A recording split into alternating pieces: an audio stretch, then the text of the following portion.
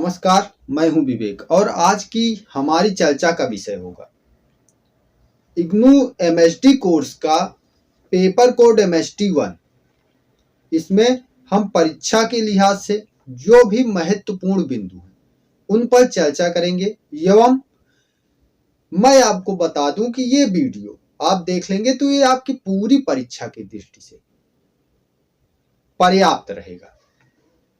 एवं इसमें मैं जो चीजें बताने जा रहा हूं वह आपकी परीक्षा के लिए अत्यंत महत्वपूर्ण होने जा रही हैं, तो बने रहिए साथ में। बढ़ते हैं हम लोग आगे। तो सबसे पहली चीज में जो सबसे जरूरी चीज है वो हमारे माइंड में यह आती है कि हम क्या क्या तैयार कर लें कि जो है बेहतर तरीके से सारे क्वेश्चंस अटेम्प्ट करके आ जाएं। हमें टोटल 4 क्वेश्चंस अटेम्प्ट करने होते हैं, जिसमें मैं MSD 1 की बात कर रहा हूं अभी, जिसमें पहला जो कि व्याख्या खंड होता है वह अनिवार्य होता है।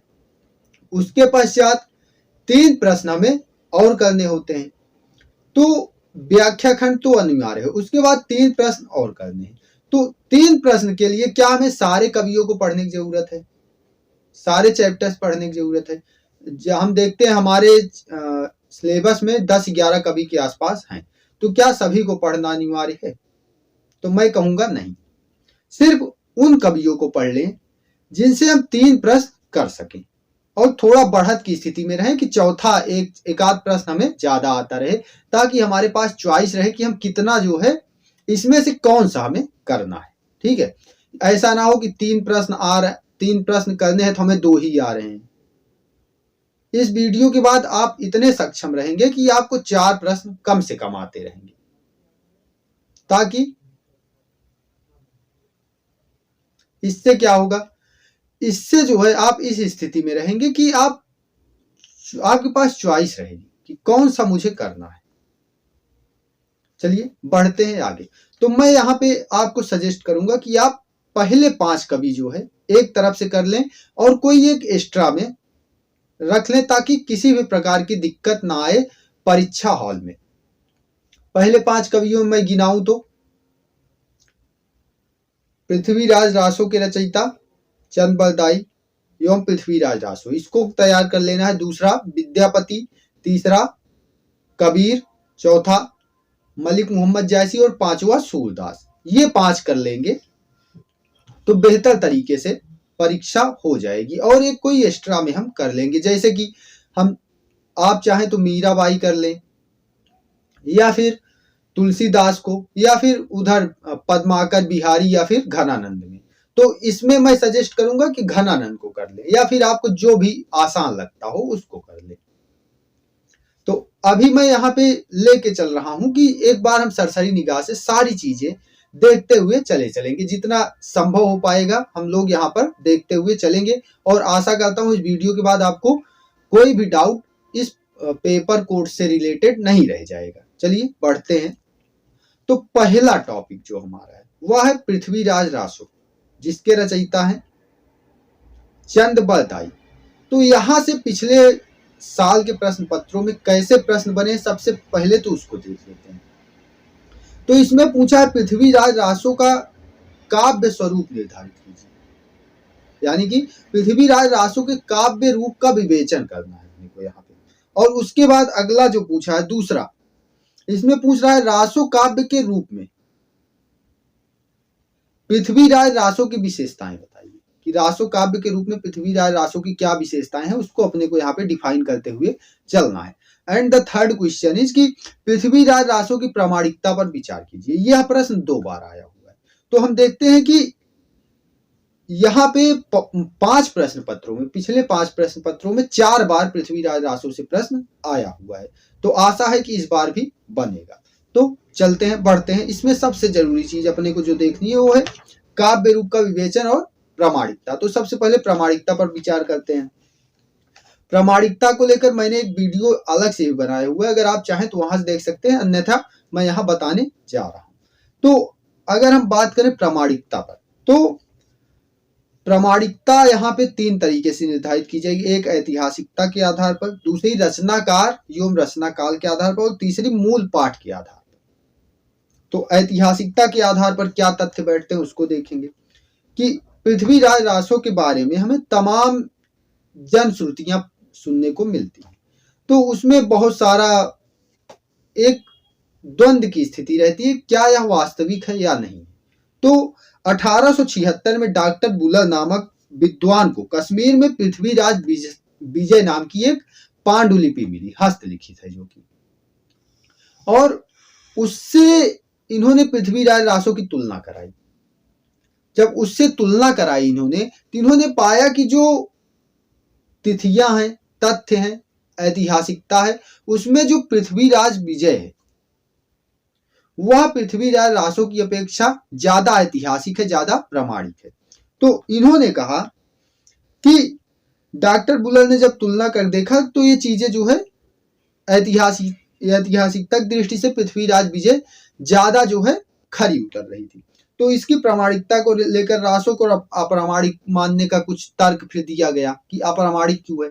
तो ये तर्क क्या है, सबसे पहले ये देखते हैं। तो ये तर्क है कि पृथ्वीराज रासो के अनुसार आबू के शासक जेत और सलग थे, जबकि तत्कालीन परिस्थिति में उस समय शिलालेखों में जो उस समय के शिलालेख मिले हैं, जो और चीजें मिले, उसमें इनका कोई जिक्र नहीं मिलता।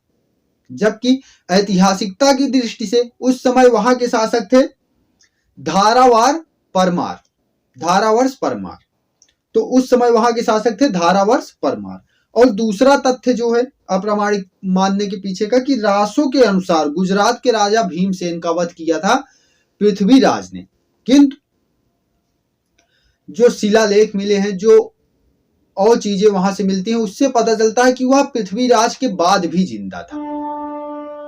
तीसरा तथ्य इसी प्रकार कि रासो में जो वर्णित है उसके अनुसार मोहम्मद गोरी को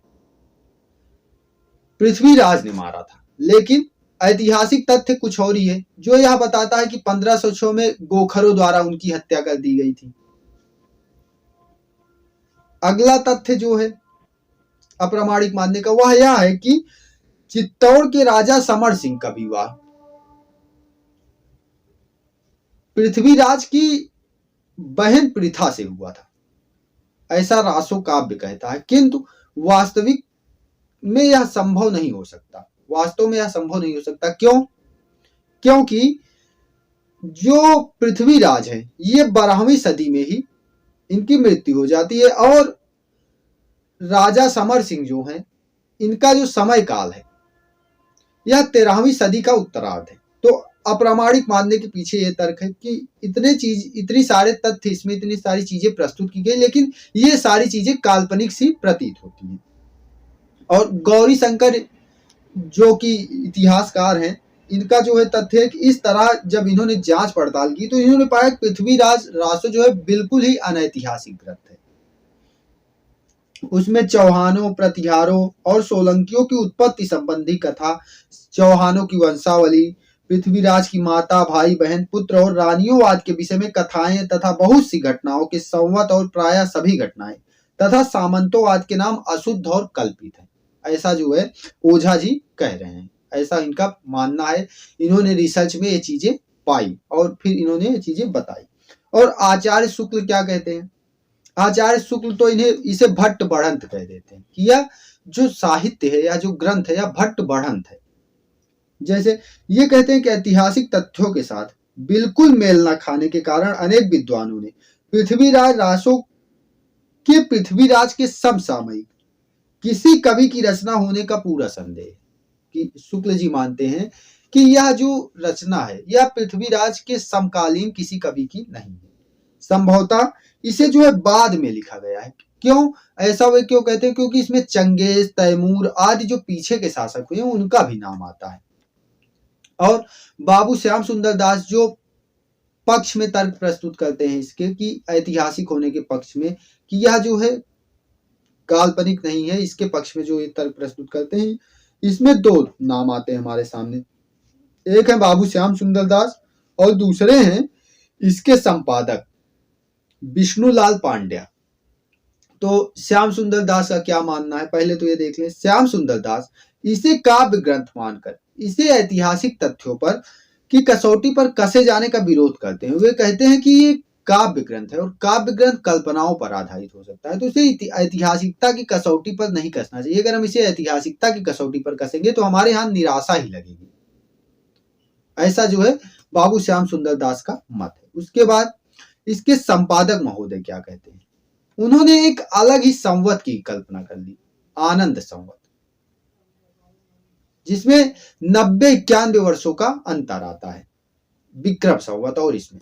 अगर विक्रम संवत में से 91 वर्ष 90-91 वर्ष घटाते हैं तो आनंद संवत आ जाता है। इन्होंने इसकी पुष्टि भी एक कुछ पंक्तियों के माध्यम से की है, जो उसी में मिलती है, रासों में ही, कि 1115 विक्रम साक अनंत तिह रिपुजय पुरहन को भय पृथ्वीराज नरेंद्र।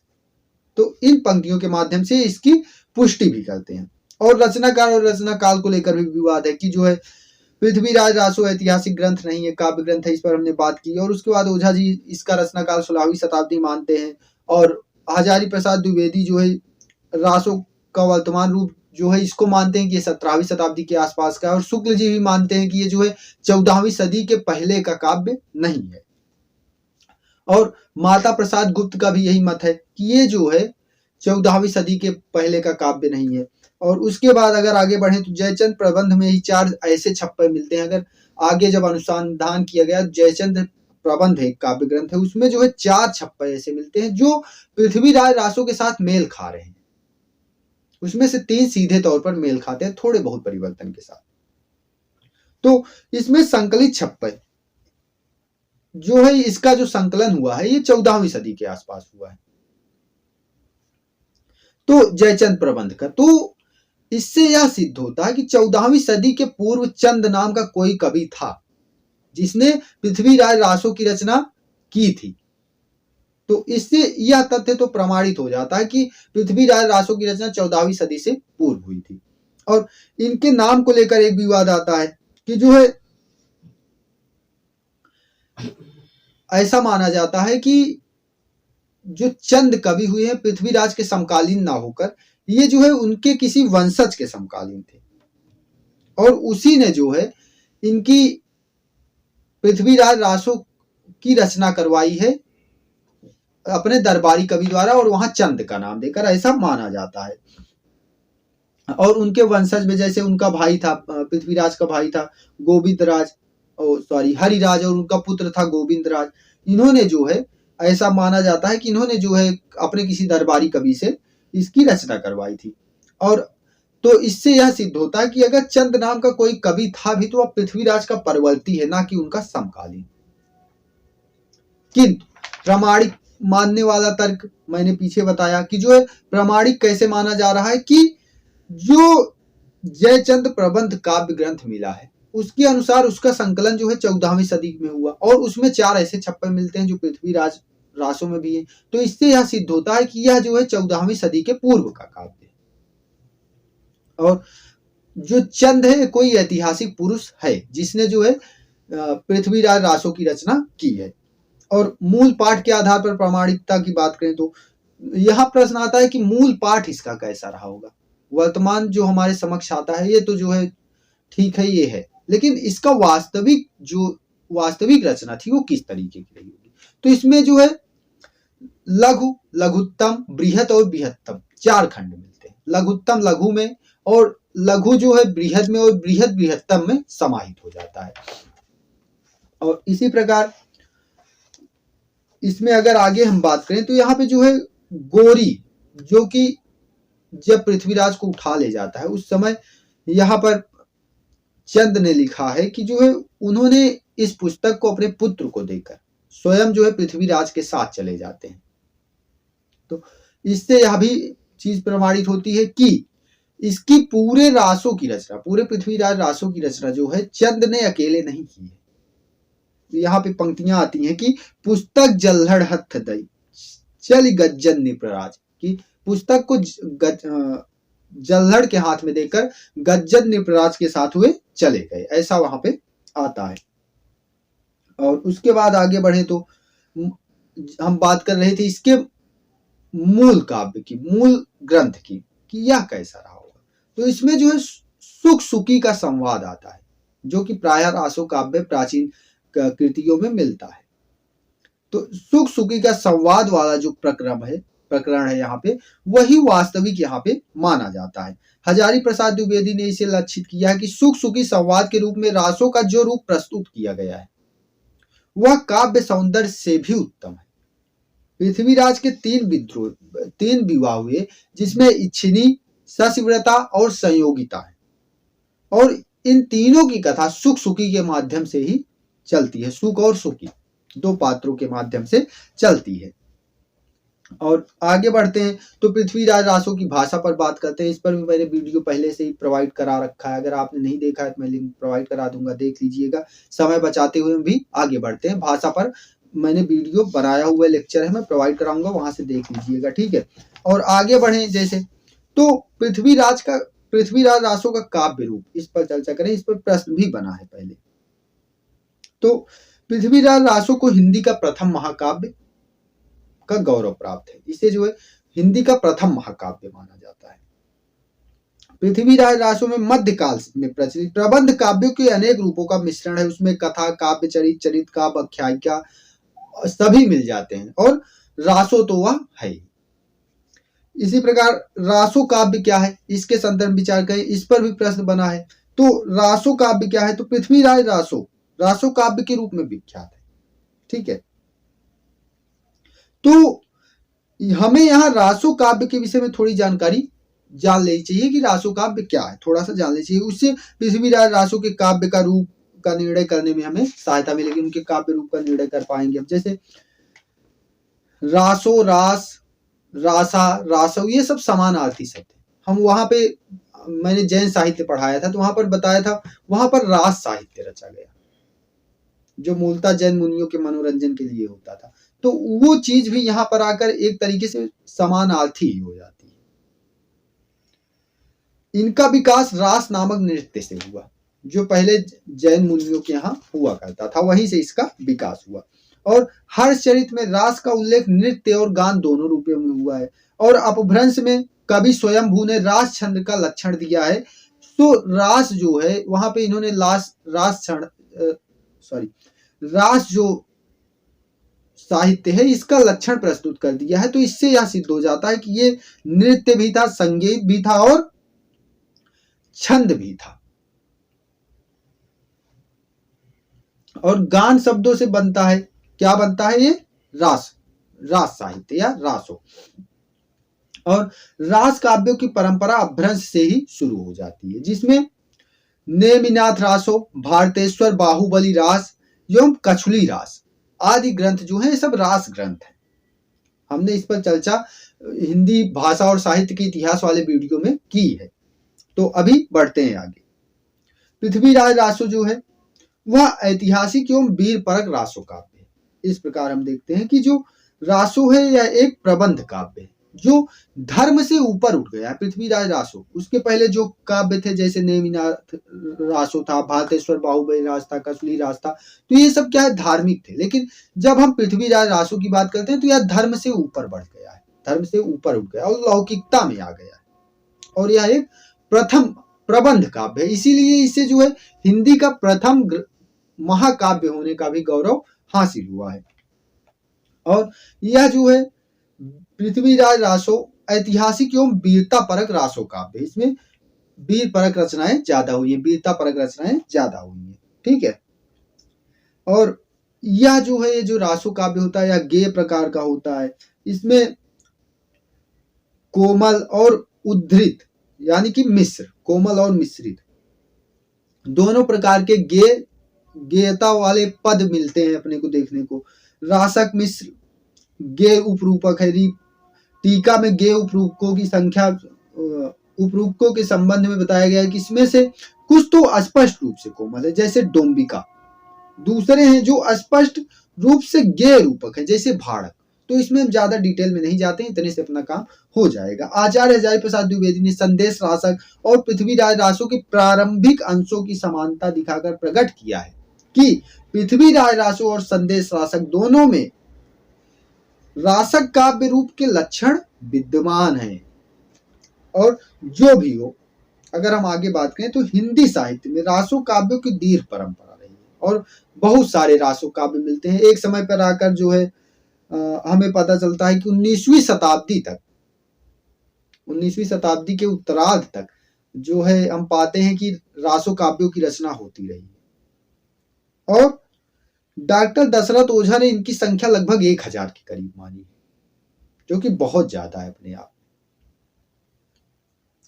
और उसके बाद इसकी कथानक रूढ़ियां हैं, जिसमें कहानी कहने वाला सुग्गा, स्वप्न में प्रिय दर्शन, चित्र दर्शन, कीर्ति श्रवण, मुनि का साप, रूप परिवर्तन, पर काया प्रवेश, आकाशवाणी, सदृत वर्णन, हस कपोत के संदेश का कथन आदि इसमें प्रचलित हैं, जो कि रासो काव्य की कथानक रूढ़ियां होती हैं उसमें पाई जाती है। और यह एक प्रकार से चरित काव्य भी है, क्योंकि इसमें पृथ्वीराज के विषय में वर्णन किया गया, उसके युद्धों का, उसके विवाहों का, उसकी क्रीड़ाओं का, इन्हीं चीजों का वर्णन यहाँ पर मिलता है। और डॉक्टर नित्यानंद तिवारी इसीलिए इसे पृथ्वीराज रासो को पंवारा भी कहते हैं। तो इस प्रकार ये रही चीजें पृथ्वीराज रासो के बारे में, यहाँ हमने देखा। अब इसके बाद थोड़ा विषय वस्तु पर बात कर लें।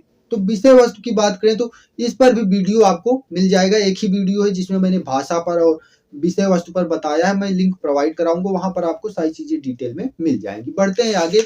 अब बात करेंगे हम लोग विद्यापति के बारे में बात करेंगे। तो इनके बारे में अगर हम बात करें तो विद्यापति का युग, यहां से प्रश्न बना है, ठीक है, कि विद्यापति के युग का विवेचन कीजिए और विद्यापति की भाषा पर प्रकाश डालिए। गीत काव्य के रूप में विद्यापति की पदावली की विशेषताएं बताइए। ये प्रश्न 3 बार आया है पिछले 5 प्रश्न पत्रों में। जून 2020 से लेकर अभी तक, हाल तक की बात करें तो ये वाला प्रश्न, गीत काव्य के रूप में विद्यापति की पदावली की विशेषताएं बताइए, ये जो है 3 बार पूछा गया है। और विद्यापति की भाषा और विद्यापति के युग का विवेचन, टोटल यहाँ पे 5 प्रश्न देखते हैं हम लोग, 3 2 5, हाँ 5 प्रश्न यहाँ पे अपने को देखने को मिलते हैं। तो विद्यापति के युग की बात करते हैं सबसे पहले। तो विद्यापति का जो समय काल रहा है वो 1360 से 1480 के बीच ठहरता है। और विद्यापति मूलतः श्रृंगारिक कवि हैं। जो लोग विद्यापति की पदावली का भक्ति पराकर निकालने की कोशिश करते हैं, उनको शुक्ल जी लताड़ते हुए कहते हैं कि, उन पर व्यंग करते हुए कहते हैं कि इतिहास में कहा था कि आज, उन्होंने अपनी पुस्तक हिंदी साहित्य के इतिहास में कहा था, हिंदी साहित्य का इतिहास, उसमें इन्होंने बोला था कि जो है आजकल आध्यात्मिकता के चश्मे बहुत सस्ते हो गए, कि कोई भी चीज आध्यात्मिकता की दृष्टि से देखी जाने लगती है, जबकि विद्यापति की रचनाएं जो है वो आध्यात्मिक न होकर मूलतः श्रृंगारिक है। उसका जब हम उसके आंतरिक भाव को समझते हैं तो उसमें श्रृंगार मिलता है। और यही साहित्यिक एवं ऐतिहासिक कारण है कि आचार्य शुक्ल इन्हें फुटकल खाते में रखते हैं, ना तो उन्हें भक्ति साहित्य में स्थान देते हैं और ना ही आदि साहित्य में वीरगाथा काल में उन्हें स्थान देते हैं। तो उन्हें कहाँ रख दिया? फुटकल खाते में रख दिया, संक्रमणकालीन कवि बता दिया। और हम बात करें विद्यापति के युग की बात कर रहे हैं तो यहाँ पर हम राजनीतिक परिस्थितियां देखेंगे। तो राजनीतिक परिस्थितियां कैसी थी? तो दिल्ली सल्तनत का काल था, 1360 से 1480 के बीच दिल्ली सल्तनत थी। यहाँ जो है 1206 से ही जो है कुतुबुद्दीन ऐबक का शासन शुरू हो जाता है। तो इनका जो इनके टाइम पे जो डायनेस्टीज थी वे थी तुगलक, सैयद और लोदी। इनका काल था, तुगलक से लोदी के बीच में इनका काल रहा था। तो जाहिर है कि विद्यापति के जन्म के समय बहुत पहले इस्लाम जो है भारत में आ गया था और उनका जो है आपस में रिलीजियस जो है कांटेक्ट भी होने लगा था। और जवाहरलाल नेहरू ने भारत की खोज में अमीर खुसरो का जिक्र करते हुए लिखा है कि देश में मुसलमानों के आगमन के बाद राजनीतिक, सामाजिक और सांस्कृतिक दृष्टि से जो नयापन विकसित हुआ उसी की देन है अमीर खुसरो। और ठीक यही बात विद्यापति के संदर्भ में भी कही जा सकती है कि जो राजनीतिक, सामाजिक और सांस्कृतिक दृष्टि से नयापन विकसित हुआ उसी का परिणाम है कि हमें विद्यापति देखने को मिलते हैं।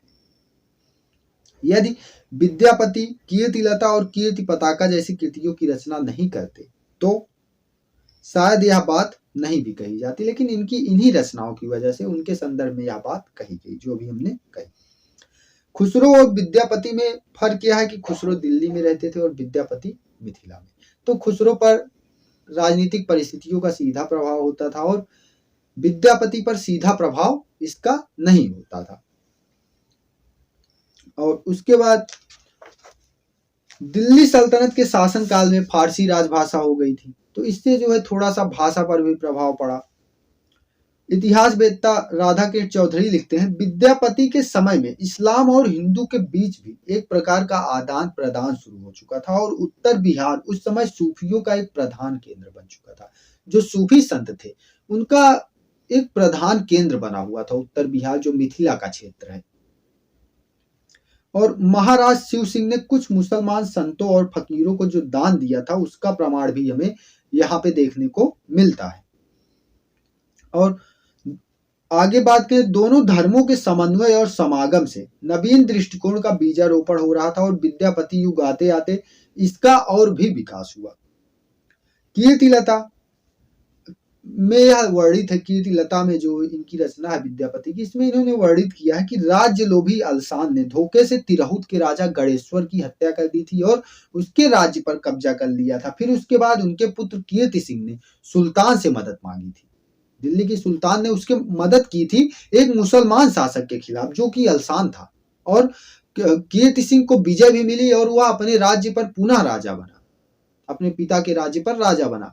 और यहाँ पर हमें राजनीतिक परिस्थिति देखने को मिलती है कि राजनीतिक परिस्थिति, जो राजनीति थी वो धर्म प्रेरित नहीं थी। नहीं तो सुल्तान मदद न करता, या फिर मदद करता भी तो राज्य हड़प लेता कीर्ति सिंह का, लेकिन सुल्तान ने ऐसा कुछ भी नहीं किया। और उसके बाद अगर हम बात करते हैं तो कीर्ति सिंह के पूर्वज भोगीस राय को दिल्ली के बादशाह फिरोज शाह तुगलक, ये जो है उसको अपना सखा मानते थे, भोगीस राय को।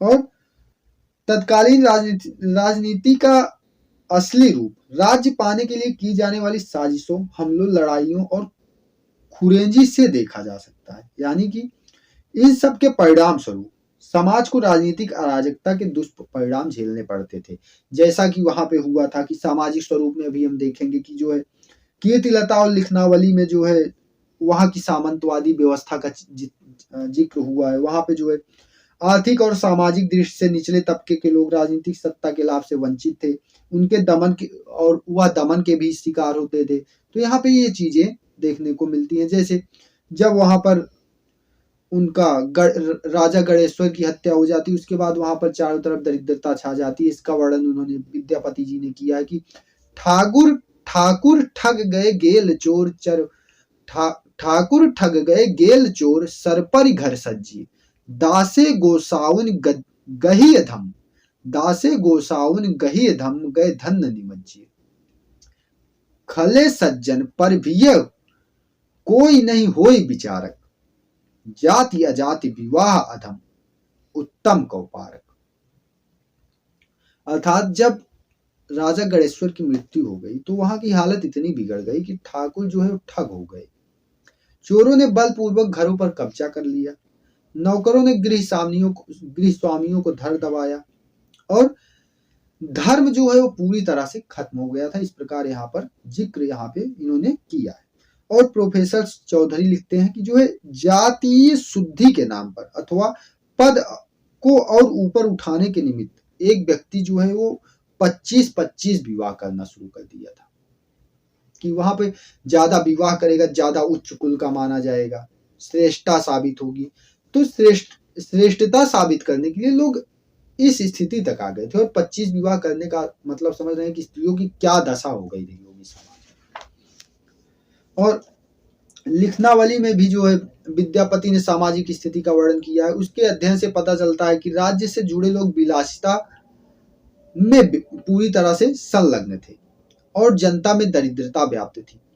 कीर्तिलता के एक कथन के उल्लेख से बताया जा चुका है कि राजा कभी कभी दरिद्रों को दान दिया करते थे। जैसे दान संपन्नता और दरिद्रता की परस्पर विरोधी जीवन स्थितियों के होने का प्रमाण है। दान किसे किया जाएगा? जो दरिद्र होगा। अगर दरिद्र होगा ही नहीं तो राजा दान किसे करेगा? तो ये इस चीज का प्रमाण है कि समाज में दरिद्रता व्याप्त थी। और जाहिर है कि विद्यापति युगीन समाज वर्ग विभाजित था, क्योंकि सामंतवादी था तो सामंतवाद में वर्ग का विभाजन वैसे भी हो जाता है। जैसे आज के पूंजीवाद में हम देखते हैं निम्न वर्ग, उच्च वर्ग, मध्य वर्ग, तो ऐसा तब भी था, तब सामंतवाद था तो उसका प्रभाव था। अब पूंजीवाद है, इसका प्रभाव देखने को मिलता है। तो राजा और सामंत प्रभुत्व में थे, व्यापारी और महाजन भी सुखी थे, किसान, खेत मजदूर, दास आदि ये लोग शोषित वर्ग के अंग थे, इनका शोषण होता था। और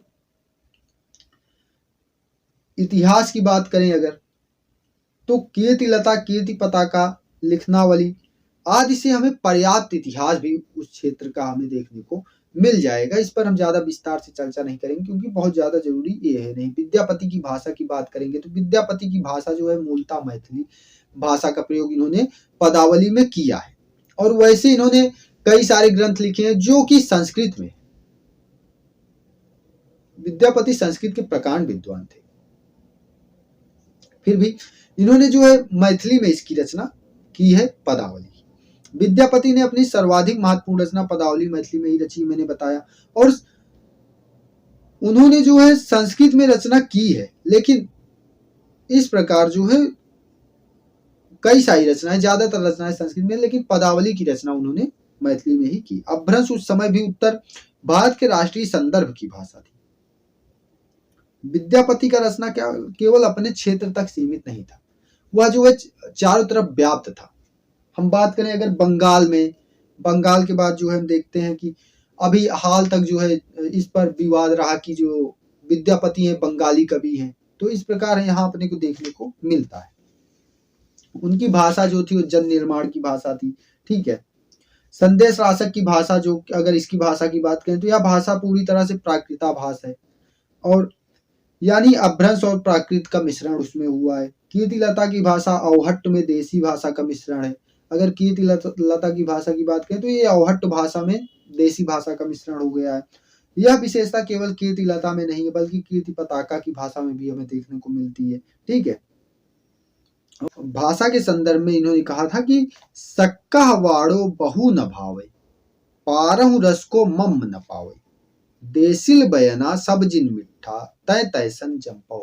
अर्थात जो संस्कृत भाषा है वह केवल विद्वानों को प्रिय लगती है, और वह बहुजन सर्वसाधारण को पसंद नहीं है। जो सर्वसाधारण है वो उसे पसंद नहीं करता है। तो इस प्रकार इन्होंने इसके बारे में कहा, और इसीलिए ये कहते हैं कि इसीलिए विद्यापति जो है वो अवहट्ट का जाप करते हैं, अवहट्ट भाषा का प्रयोग अर्थात देसी भाषा का प्रयोग करते हैं, और इस प्रकार इन्होंने मिथिला में जो है अपनी रचनाएं की।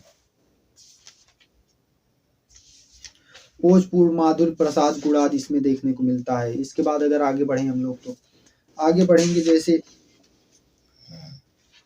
ये बात हुई। अब गीत काव्य के रूप में विद्यापति की पदावली की बात करें, गीत काव्य के रूप में विद्यापति की पदावली जो है, या इस पर चर्चा हमने कर ली है। वीडियो का लिंक प्रोवाइड कराऊंगा, 10-15 मिनट का वीडियो है, आप देख लीजिएगा। गीत काव्य के रूप में विद्यापति की पदावली पूरी तरह से आपका क्लियर हो जाएगा, और इसकी विशेषताएं वगैरह वहां से आपको सारी चीजें समझ आ जाएंगी। अब टाइम में वेस्ट करते हुए आगे बढ़ रहे हैं। और पदावली की भाषा वही चीज है कि पदावली की भाषा जो हमने बात की, सक्का वाड़ी बुआ न भावे, सक्का वाड़ी बुहड़ न भावे, पाऊ रस को मम न पावे, देसिल वयना सब जन मिठा, ते तैसन जंपो अवहट्टा। तो वही चीज है कि इन्होंने इसके बारे में बताया, मैंने पीछे भी डिस्क्राइब किया। और विद्यापति की पदावली भाषा मैथिली है, ठीक है। और मैथिली के बारे में अपने को पता चला है कि यह भाषा जो है अत्यंत समृद्ध थी। क्यों? क्योंकि ज्योतिरीश्वर ठाकुर की रचना जो वर्ण रत्नाकर, यह विद्यापति से पहले की है और इसी भाषा में रचित है। और विद्यापति की भाषा भाव बिंबात्मकता और अलंकार विधान की दृष्टि से भी उत्कृष्ट है। विरह मिलन के पदों में और राधा कृष्ण के सौंदर्य वर्णन में कभी पूरा बिंब हमारे सामने परोस देता है, प्रस्तुत कर देता है। और बोलचाल की भाषा के शब्द और जनपद में व्याप्त लोकोक्तियों और मुहावरों को भुनाने की ऐसी अच्छी तरकीब अन्यत्र कहीं हमें देखने को नहीं मिलती, जैसा कि हम विद्यापति के यहाँ देखते हैं। जैसे इन्होंने लिखा है कि मोरा रे अंगनुआ चयन कीर गछिया, ताहि छड़ कुर रे कागरे, ये सब लोकोक्तियां हैं। पिया मोरा बालक हम तरुणीये, तो इस प्रकार यहाँ पे हमें देखने को मिलता है, ठीक है। कुछ चीजें मैं इनके बारे में और थोड़ा सा एनालिसिस कर दूं ताकि और क्लियरिटी आ जाए। मैं यही करा देता हूँ गीत काव्य के रूप में इनकी पदावली की विशेषताएं। जैसे देखिए पदावली क्या विशेषताएं हैं, इसमें श्रृंगार वर्णन है। 3 प्रकार के पद मूलतः इसमें देखने को मिलते हैं। अगर गीत काव्य के रूप में इसकी विशेषताओं की बात करें तो 3 प्रकार के पद मिलते हैं। एक जो है राधा कृष्ण संबंधी है, दूसरा शिव विष्णु गंगा जानकी दुर्गा आदि की स्तुति परक पद है, और तीसरा जो है आश्रयदाता राजाओं की स्तुति परक पद। तो 3 प्रकार के पद इसमें मिलते हैं। ज्यादा डिटेल करना होगा वीडियो लिंक में प्रोवाइड कराऊंगा, 10-15 मिनट का वीडियो देख लीजिएगा, क्लियरिटी आ जाएगी। श्रृंगार वर्णन है, संगीतात्मकता, लय, ताल, छंद में कोई भी त्रुटि इसमें देखने को नहीं मिलती है, कोई भी त्रुटि नहीं है। और जैसे कि एक गीत की बात करें तो कखन हरब दुख मोर है हे भोलानाथ, कखन हरब दुख मोर हे भोलानाथ, ये वाला गीत है। प्रोफेसर मैनेजर पांडे के अनुसार जो है गीत काव्य में काव्यानुभूत के साथ गीतकार की तन्मयता के अनुरूप ही पाठ की तन्मयता संभव हो जाती है। गीत काव्य वैयक्तिक अनुभूत की व्यंजना है, किंतु उसमें लोक हृदय का स्पंदन भी होता है। यही कारण है कि वैयक्तिक समूह गीत बन जाते हैं। ठीक है, तो इस प्रकार की चीजें यहाँ पर हमें देखने को मिलती हैं। इनकी रचनाएं भक्ति परक हो अथवा श्रृंगार परक हो, शक्ति वेदना हो या गंगा स्तुति या शिव नचारी बीरा विलाप हो या मिलन सुख से युक्त सभी भाव को लीन करने में सफल रचनाएं इनकी रहे हैं। उदाहरण जैसे सखी रे हमारे दुखक नहीं, और ये वाला गीत ले सकते हैं। इस गीत में यौन पिपासा, देह लिप्सा और उद्धृत कामुकता से आतुर किसी कामुक युवती की अश्लील काम भावना नहीं है। विरह की अत्यंतिक पीड़ा सहती प्रेम रंग में रंगी एक प्रेम तपस्विनी की व्यथा व्यक्त हुई है, जिसे पढ़कर, सुनकर, गाकर कोई भी व्यक्ति उस दृश्य से एकात्म स्थापित कर लेता है। अगर इस तरीके का एक उदाहरण देखें तो झम्पि गन गर्जंती संतत भुवन भरी बरी संतिया, कंत पाहुन काम दारुण सघने खरसर हंतिया, कलुष कुलिस कत सत पात मुदिर मायूर नाचत मातिया, मत दादुर डाक डाहुक फाटी जायत छातिया। तो इस प्रकार इसकी रचना रही। विद्यापति के गीत एक और लोक गीतों के करीब है, तो दूसरी ओर इनमें शास्त्रीयता भी है। और शास्त्रीयता का लेवल ये है कि इनके गीतों को मंदिरों में गाया जाता है और प्राचीन काल से गाते हुए हम लोग चले आ रहे हैं। और इन्होंने जिस राग में उस पद को गाया जाना है उसका भी वर्णन उसके ऊपर किया है। जैसे मालो राग धन छरी, सामरी, अहिरानी, केदार, कांटा, कोलाव, सारंगी, गुंजरी, बसंत आदि।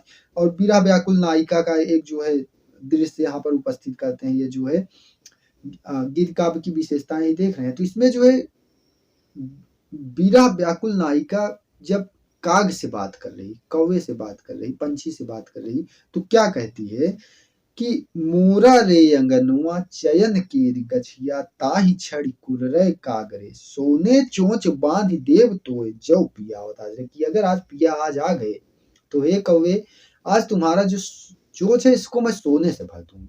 तो इस प्रकार उसकी व्याकुलता का वर्णन यहाँ पर हुआ है।